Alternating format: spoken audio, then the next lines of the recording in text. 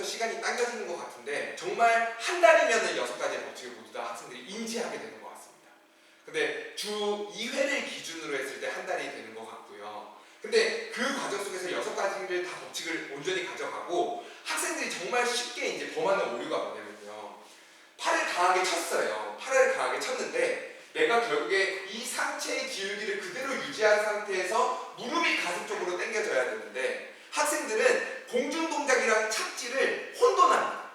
이게 어떤 내용이냐면 결국에 무릎을 가슴 쪽으로 빨리 당기는 과정 속에서 무릎이 가슴 쪽으로 빨리 당겨지고 이후 발 뒤꿈치가 앞쪽으로 구부러지는 상황 속에서 상체가 앞쪽으로 숙여져야 되는데 공중 동작을 할 때 내가 강하게 쳐놓고서 무릎을 당기는 동작에서 상체를 같이 숙여버려요. 그런데 이게 왜 이슈가 되냐면 내가 상체가 숙여지게 되면 그만큼 무릎이 가슴 쪽으로 올 수 있는 범위가 작아집니다. 내가 팔을 강하게 쳤지만 상체의 기울기를 그대로 유지시켜준 상태에서 그 상태에서 무릎만 가슴 쪽으로 올라와야지만 내가 무릎을 올라올 수 있는 범위가 커지는데 상체가 숙여지게 되면 그만큼 무릎이 올라올 수 있는 범위가 작아지게 되는 거죠. 그러니까 결국에 내가 온전히 가지고 있는 힘만큼 무릎을 가슴 쪽으로 올라올 수 있는 그 높이를 제대로 구현해내지 못하더라고요. 그러면 일단 여기에 대해서 문제의식을 가졌는데 그러면 학생들한테 제자리 멀티를 한 다음에 상체를 그대로 꼿꼿이 세우고 있어야 된다고 이야기를 해주면 알아듣냐? 당연히 못 알아듣죠.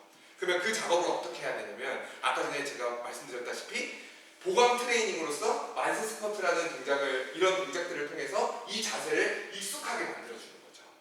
그러면 그 익숙함이 그대로 연결된 동작에서 나오게 돼요. 그래서 학생들이 그런 부분에 있어서 뭔가 큰 동작이 아닌 이렇게 뭐라고 해야 될까요? 팔과 다리에서 자기가 직감적으로 느낄 수 없는 포인트들은 저는 거의 보강 훈련으로서 그렇게 만들 수밖에 없는 몸을 만들어 놓고 기술 트레이닝을 진행하는 그런 형태로 수업을 진행하고 있습니다.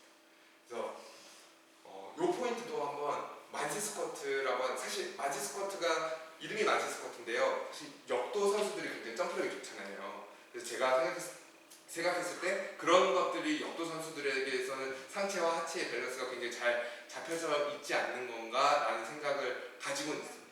그래서 저 또한 가장 어려웠던 건 최대 입시 종목이 막 올림픽 종목들처럼 그렇게 구체화되어 있는 교습서라고 해야 되나요? 그런 게 나와 있지는 않더라고요. 그래서 저도 이런 것들을 경험값으로 찾은 포인트들이어서요. 선생님들께서 가지고 있는 되게 좋은 트레이닝에 대한 부분을 제가 학생들이랑 많이 소통을 하면서 가졌던 경험치값을 얹힌다면 굉장히 큰 힘이 될 수 있을 거라고 생각을 합니다. 네. 또 메디신볼 어떻게 네. 좀 여쭤봐도 네네네. 돼요? 메디신볼 어떻게 연습하시나요? 메디신볼은 이건 저 개인적인 생각인데 가장 쉬운 종목이라고 생각합니다. 메디신볼은 정말 가장 쉬운 종목인데요. 메디신볼에서는 2가지의 포인트가 있습니다. 결국에는 상체 근육의 힘을 사용하는 것과 하체 근육, 그러니까 내가 메디신볼을 하는 것에 있어서 전신의 근육을 사용하는 포인트인데 가장 중요한 것은 결국에는 제가 방금 여기서 말씀드렸던 것처럼 대둔근입니다.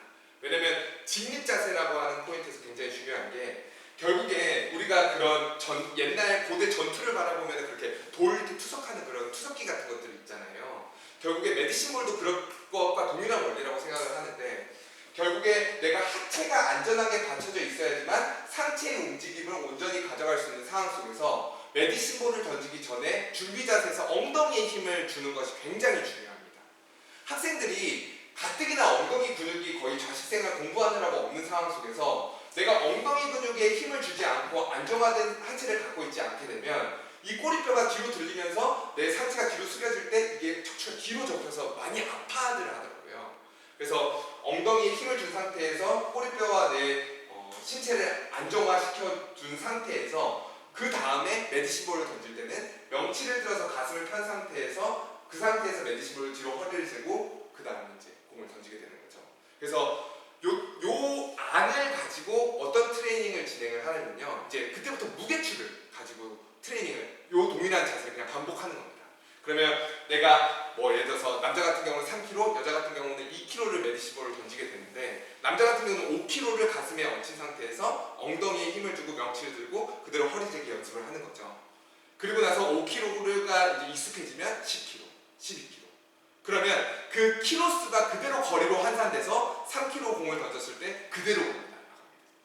그래서 결국에 메디신볼이라고 하는 것 자체는 근력 종목이기 때문에 이 학생이 몸에 얼마큼 밸런스 있게 근육을 가지고 있느냐를 측정하는 것이기 때문에 그렇게 이 메디신볼과 동일한 자세를 통해서 숙련도를 높이고 그 다음에 키로수를 높여서 그 친구의 근력의 힘을 키우게 되는 것이죠. 그래서 그런 식으로 이제 학생들이랑 트레이닝을 진행을 하고요. 이제 요게 이제 메디신볼에서의 몸의 특성입니다. 지금까지 제가 말씀드렸던 트레이닝 방법은 몸의 특성이고요. 메디신볼 같은 경우는 한 가지가 더 추가가 되죠. 왜냐면은 제자리 멀리 뛰기 같은 경우는 제가 맨몸으로 하게 되는데 메디신볼은 공이 있으니까요. 그럼 이제 소위 선생님들께서도 모두 다 너무 잘 알고 계시겠지만 야구를 할 때 이제 공을 챈다라고 이야기를 하는데 메디신볼도 결국엔 채야 됩니다. 그래서 학생들이 이제 공 채는 그 경험감이 없기 때문에 공을 던지고 나서 손을 그냥 쭉 편 상태에서 그냥 이렇게 던집니다. 그게 아니라 이제 결국에 야구공 채듯이 공을 마지막에 긁어서 꼭 공을 던지고 나서 손을 주먹진 모양으로 만들어야 돼 라고 이야기를 하게 되면 학생들이 이제 공을 채서 던지게 되는데 메디신볼 3kg를 채기에는 학생들이 아마 굉장히 버거워하더라고요. 그래서 저 같은 경우는 무게 키로수로 이제 내 몸을 만드는 트레이닝을 진행을 하고 공의 특성의 경험치감을 높이기 위해서는 이제 농구공을 가지고 농구공이 굉장히 가벼우니까 학생들이 이제 쉽게 채는 연습들이 진행이 될 수 있어서 그렇게 두 가지 트레이닝을 진행을 하고 마지막 최종적으로 메디신볼을 가지고 이제 채는 연습들을 진행을 합니다. 그러면은 막 제자리 멀리 뛰기처럼 다양한 변수들이 있는 것이 아니기 때문에 그대로 그 근력의 힘과 공을 채는 그 경험치 값이 그대로 메디신볼 기록으로 환산이 될 수 있더라고요. 네. 그래서 근데 그 과정 속에서 학생들한테 영상을 찍어서 이렇게 보여주시면 아마 훨씬 더 정확하게 학생들이 이해할 수 있을 것 같습니다. 혹시 또 궁금하신 거? 네, 그러면은 제가 요거는 이제 논외고 아직 조금 시간이 남은 것 같아서 한 가지 좀 말씀을 드려보면요. 제가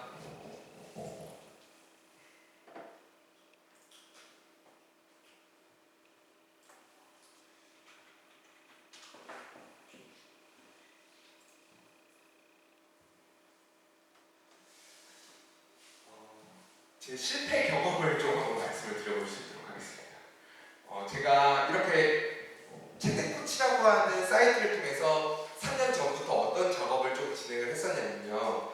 제가 그 온라인 강사이기 때문에 왜 국어랑 영어랑 수학은 온라인 강사들 메가스터디나 이런 것들이 있는데 왜 채택신이 될 수 없을까에 대한 문제의식을 가지고 3년 전부터 그럼 나도 한번 그런 것들을 해볼 수 있지 않을까라는 것에 있어서 되게 준비를 한번 해봤는데요.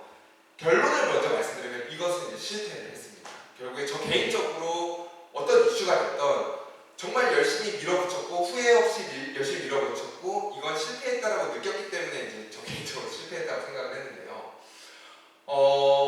운동에서만큼은 체대식에서만큼은 다른 것은 그렇지 않겠지만 체대식에서만큼은 지금까지 제가 경험해본 상으로선 커리큘럼이라는 것이 존재하지 않았다고 생각을 합니다. 사실 지금도 커리큘럼은 없어요.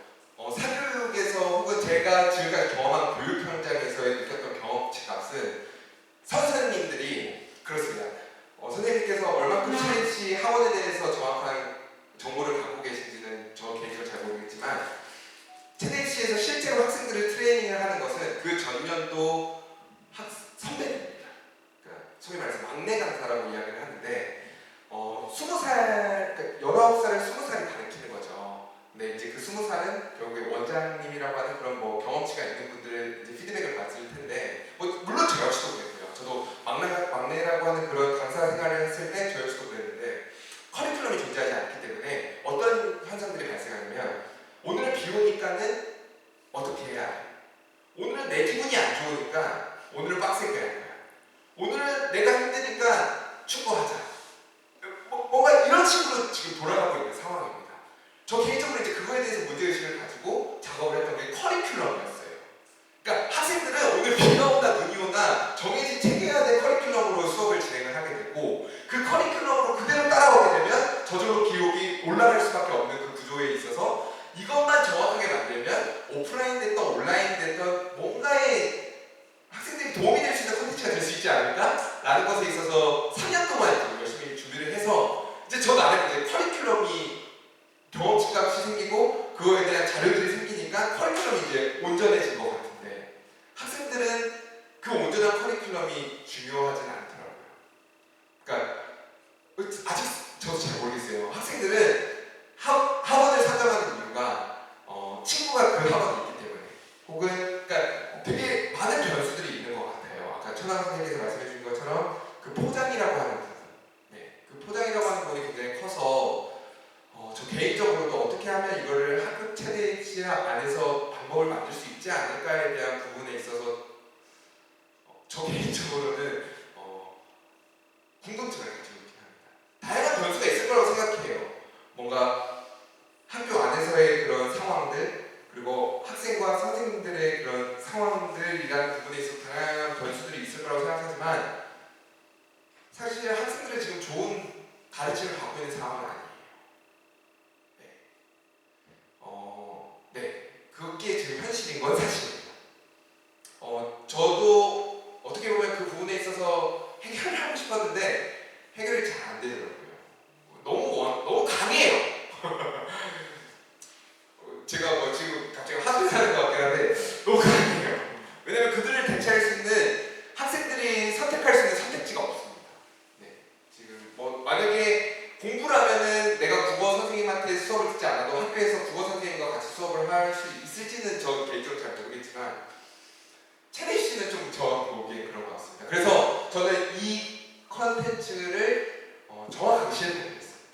네, 그래서 학생들이 아무리 제가 이렇게 기록을 늘려준다라고 해도 여기서 뭔가 저렴한 가격에서 트레이닝을 하는 것보다 지금 당장 학생들과 어울려서 뭔가를 하고, 저도 지금은 사교육이 있지만 그런 포인트에 대해서 학생들 더 뭔가 니즈가 있는데 그 니즈를 어떻게 해결할 수 있을까에 대한 부분에 있어서 좀 고민이 많은 것 같아요. 그래서 저는 이 자리를 통해서 사교육에 대한 지금 현재 상황을 공교육의 선생님들에게 좀 설명을 많이 드리면 학생들이 찾을 수 있는 대안이 뭐 지금 당장 만들어지진 않겠지만 언젠가는 만들어질 수 있지 않을까라는 생각을 할 수 있어서, 말씀드릴 수 있어서 사실 저는 이 자리가 너무 감사했습니다. 그래서 천황 선생님께서 제안을 받았을 때 사실 부담도 너무 크죠. 지금 이렇게 말씀드린 것도 되게 부담이 큰데 꼭 이 자리에 나와서 지금의 상황에 대해서 학생